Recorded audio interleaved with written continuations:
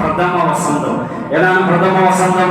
ഈ ഭൂമിയിൽ നമ്മുടെ ഹൽക്കിയായ ബശരിയായ അല്ലെ നമ്മുടെയൊക്കെ ശാരീരികമായ പിതാവ് അത് ബഹുമാനപ്പെട്ട അബൂനാ അബുൽ ബശർ ആദം നബി അലൈഹിസ്സലാം ആണെങ്കിൽ, റൂഹിയായ പിതാവ് ആദം നബി അലൈഹിസ്സലാമിന്റെ എത്രയോ മുമ്പ് ഹബീബായ നബി സല്ലല്ലാഹു അലൈഹി വസല്ലം തങ്ങളുടെ റൂഹ് അതിന്റെ നൂറിനെ സൃഷ്ടിക്കപ്പെട്ടിട്ടുണ്ട്. ബഹുമാനപ്പെട്ട ആദം നബി അലൈഹിസ്സലാം തന്നെ പറയുന്നുണ്ടല്ലോ, സ്വർഗ്ഗത്തിലേക്ക് ഞാൻ പ്രവേശിക്കപ്പെട്ടപ്പോൾ അല്ലാഹുവിന്റെ നാമത്തിനോട് ചേർത്തുപ്പെട്ട ഒരു നാമം ഞാൻ കണ്ടു. സ്വർഗ്ഗത്തിന്റെ മൺതരികളിൽ ഉല്ലേഖനം ചെയ്യപ്പെട്ട സ്വർഗ്ഗത്തിന്റെ അർശിലും കുർസിലും ലൗഹിലും ജിബ്രീൽ അലൈഹിസ്സലാമിന്റെ ചിറകുകളിലും ഹൂറികളുടെ നെറ്റിത്തടത്തിൽ പോലും ഉല്ലേഖനം ചെയ്യപ്പെട്ട നാമം മുഹമ്മദ് മുസ്തഫ സല്ലല്ലാഹു അലൈഹി വസല്ലം തങ്ങളാണ്. ലോകത്ത് ഹബീബ് എവിടെ അല്ലാഹുവിന്റെ നാമം വായിക്കപ്പെടുന്നുവോ, എവിടെയാണ് അല്ലാഹുവിന്റെ പേര് സ്മരിക്കപ്പെടുന്നുവോ അവിടെയൊക്കെ ഹബീബിന്റെ പേരിനെ സ്മരിക്കപ്പെടുന്നുണ്ട്.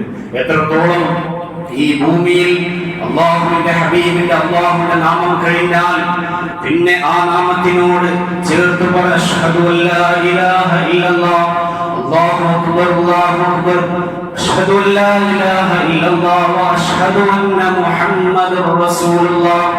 ഈ ഭൂമിയിൽ അല്ലാഹു അതിനു വേണ്ടി സജ്ജീകരിക്കപ്പെട്ടിരിക്കുന്നത് ബാങ്കാൻ. ഏറ്റവും ചെറുതാനും പറയാം, ബാങ്കാണ്. ഏത് സമയവും ലോകത്തിന്റെ ഭൂമിയിൽ നിന്നൊരു വിഹക വീക്ഷണം നടത്തുകയാണെങ്കിൽ ബാങ്ക് നിലക്കാത്തൊരു സമയമില്ല, ബാങ്ക് നിലക്കുന്ന ഒരു സമയമില്ല.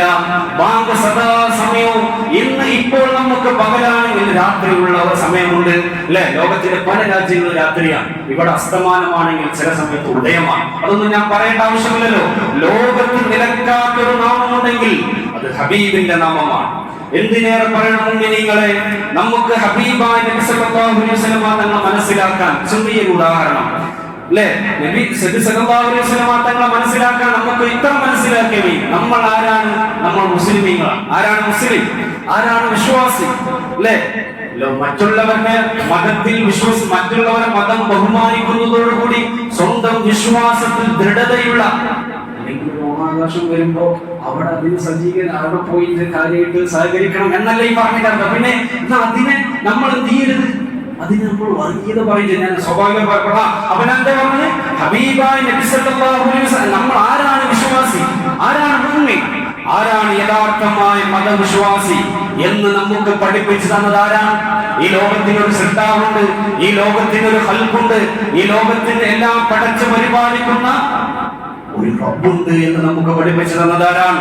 അത് മുഹമ്മദ് മുസ്തഫ സല്ലല്ലാഹു അലൈഹി വഅലാ ആലിഹി വസഹബിഹി തങ്ങളാണ്. നിസ്കാരത്തിൽ പോലും അല്ലാഹു തആല ഫർമാക്കിയപ്പെട്ടത് അല്ലാഹുമ്മ സ്വല്ലി അലാ സയ്യിദിനാ മുഹമ്മദ് വഅലാ ആലി സയ്യിദിനാ മുഹമ്മദ് എന്ന് പറയാത്ത നിസ്കാരം സ്വഹീഹല്ല.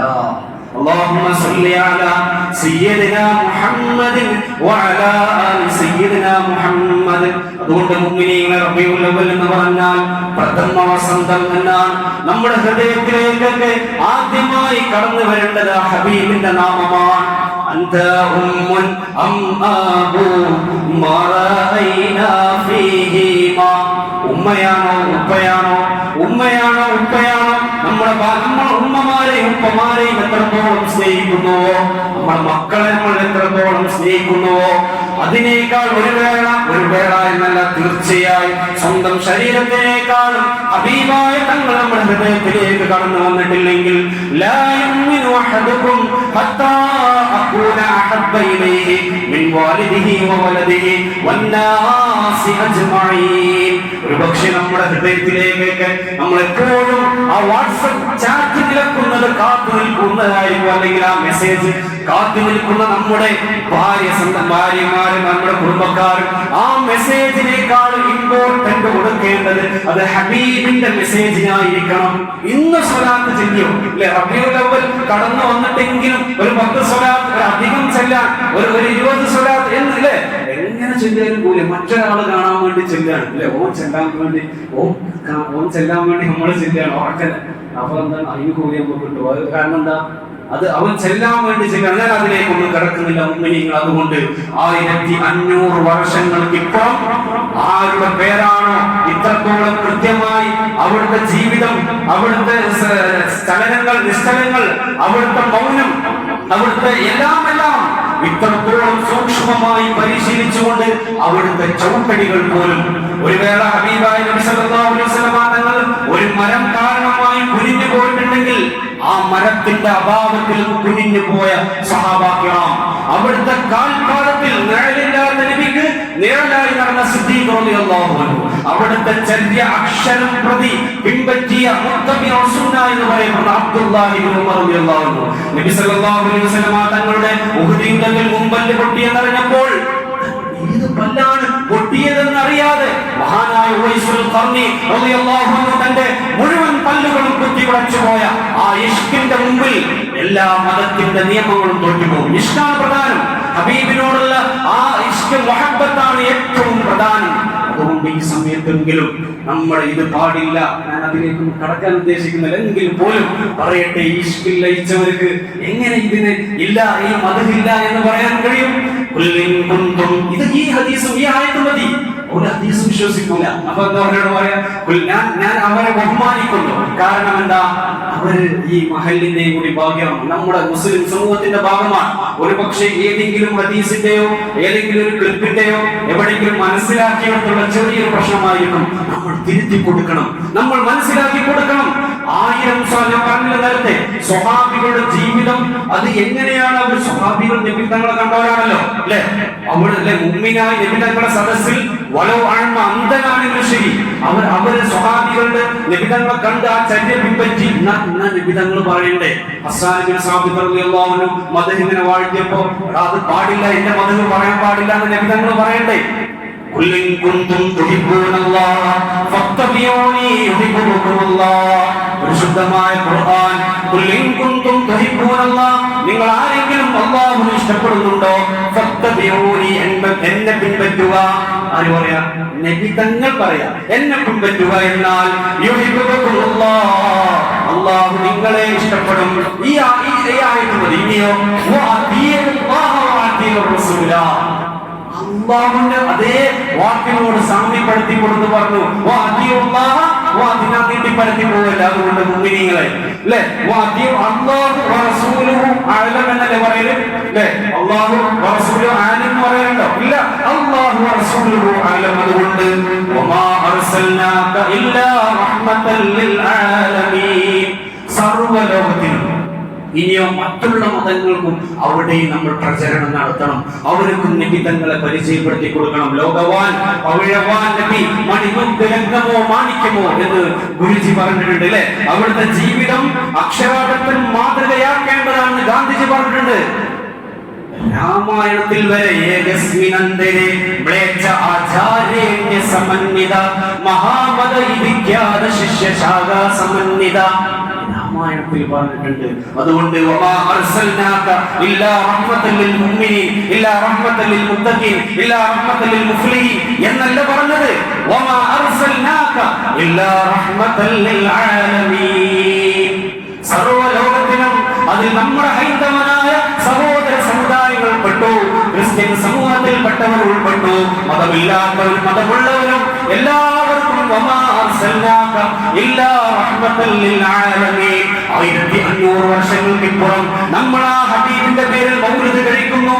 ഇന്നലെ വഫാത്തായി പോയവര് ചിലപ്പോൾ ഒരു പക്ഷെ നമ്മൾ ഇത്രത്തോളം, അല്ലെ, ഒരു വർഷം ഒരാണ്ട് ഇങ്ങനെ ലോകത്തിന്റെ തോരണങ്ങളൊക്കെ ഭാഗങ്ങളിലൊക്കെ തോരണങ്ങളൊക്കെ കെട്ടി നമ്മുടെ ഈ ഭാഗത്ത് നെഗറ്റീവ് പറയുന്നത് കരുതരുത്, അല്ലെ? ഒന്നും കൂടി ഒരു അല്പം ലേസ് വോൾട്ടേജ് നമ്മളുണ്ടെങ്കിലും നമ്മുടെ തെക്ക് ഭാഗത്തേക്ക് പോയാൽ എത്ര രൂപയാണ് ചെലവഴിക്കുന്നത് റോഡിലെ അലങ്കാരത്തിന് വേണ്ടി. അത് ഓരോരുത്തരുടെ ഈമാന്റെ ഭാഗമുണ്ട്. ഞാൻ അതൊന്നും ഇപ്പോ ചിലപ്പോ നമ്മുടെ കൽബിൽ അവരെക്കാൾ ഉണ്ടാവും, അല്ലെ?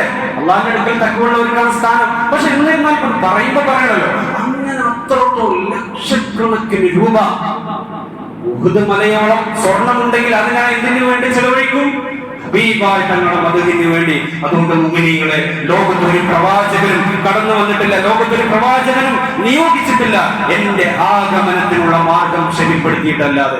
ലോകത്ത് ഒരു പ്രവാചകനും കഴിഞ്ഞു പോയിട്ടില്ല എന്റെ ആഗമനത്തിനുള്ള സന്തോഷ വാർത്ത അറിയിച്ചിട്ടല്ലാതെ. ലോകത്തൊരു പ്രവാചകനും കടന്നു പോയിട്ടില്ല നബി തങ്ങളെ മുന്നറിയിപ്പ് നൽകിയിട്ടല്ലാതെ. അതുകൊണ്ട് ചരിത്രത്തിന്റെ പിൻബലമുള്ള ഈമാനിന്റെ ഭാഗമായ ആ ഹബീബിനോടുള്ള വിശ്വാസം ഓരോ വർഷം കഴിയുമ്പോഴും നമ്മൾ കടന്നെടുക്കണം. നമ്മൾ നമ്മുടെ ഈമാനിനെ ദൃഢപ്പെടുത്തണം. ആ ഹബീബിനോടുള്ള മുഹബ്ബത്ത് വാക്കിലും പ്രവൃത്തിയിലും നമ്മുടെ ജീവിതചര്യയിലും ആ സുന്നത്ത് കടന്നു വരണം. ഹബീബായ നബി സല്ലല്ലാഹു അലൈഹി വസല്ലം തങ്ങളെ യഥാർത്ഥ മുഹബ്ബീനിൽ നമ്മളെ ഉൾപ്പെടുത്തട്ടെ.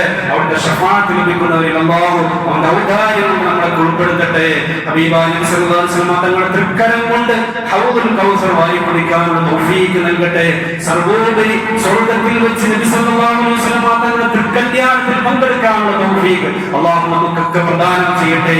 അതിനേക്കാൾ വലിയൊരു സൗഭാഗ്യം എന്ന് പറയുന്ന സ്വർഗ്ഗത്തില് അതിനേക്കാളുള്ള ഉച്ചനേരത്തിനേക്കാൾ പ്രകാശമുള്ള അല്ലാഹുവിന്റെ പ്രകാശം, യഥാർത്ഥമായ അല്ലാഹുവിനെ നമ്മൾ കണ്ടുമുട്ടുന്ന ഒരു രംഗം, അതാണ് സ്വർഗ്ഗത്തിലെ ഏറ്റവും വലിയ ആഗ്രഹം. മുഅ്മിനീങ്ങളെ അല്ലാഹു സുബ്ഹാനഹു വ തആല അത് നമുക്ക് പകൽ വെളിച്ചം പോലെ കാട്ടിത്തരട്ടെ. നമ്മുടെ ഈമാൻ അല്ലാഹു തആല ദൃഢപ്പെടുത്തട്ടെ. ജീവിക്കുന്ന അത്രയും വിശ്വാസത്തോടുകൂടി അഭിമാനത്തോടുകൂടി ഐശ്വര്യത്തോടുകൂടി ജീവിക്കാനുള്ള തൗഫീഖ് നമുക്ക് പ്രദാനം ചെയ്യട്ടെ. നമ്മളിൽ നിന്ന് മരണപ്പെട്ടു പോയ എല്ലാവർക്കും അല്ലാഹു തആല മഗ്ഫിറത്തും റഹ്മത്തും പ്രദാനം ചെയ്യട്ടെ. പരിശുദ്ധമായ ദീനി പ്രസ്ഥാനത്തിന് വേണ്ടി പ്രത്യേകിച്ച് ഈ മീലാദുൻ നബിയുടെ ഭക്ഷണത്തിനും അതുപോലുള്ള കാര്യങ്ങൾക്കും വേണ്ടി സഹകരിക്കുന്നവർ, സാമ്പത്തികമായി ശാരീരികമായി ഒരുപാട് സഹായിച്ചവരുണ്ട്, സഹകരിക്കുന്നവരുണ്ട്. അല്ലാഹുവേ, നിന്റെ വജഹ് ഉദ്ദേശിച്ചുകൊണ്ട് പ്രതിഫലം മാത്രം ഉദ്ദേശിച്ചുകൊണ്ടാണ് അല്ലാഹുവേ അവർ സ്വീകരിക്കണേ തമ്പുരാനെ. അർഹമായ പ്രതിഫലം നൽകണേ തമ്പുരാനെ. അവരുടെ ജോലികളിൽ, ഏർപ്പാടുകളിൽ, ബിസിനസ്സുകളിൽ, കച്ചവടങ്ങളിൽ അല്ലാഹു തആല ഖൈറും ബറക്കത്തും റാഹത്തും സലാമത്തും അഭിവൃദ്ധിയും നൽകട്ടെ. എല്ലാ ആഫത്തും ബുദ്ധിമുട്ടുകളും തൊട്ട് നമ്മളെയും നമ്മൾ അഖിലകാരെയും കാത്തുരക്ഷിക്കട്ടെ. ആമീൻ ബിറഹ്മതിക യാ അർഹമർ റഹീമീൻ. അസ്സലാമു അലൈക്കും വറഹ്മത്തുള്ളാഹി വബറകാതുഹു.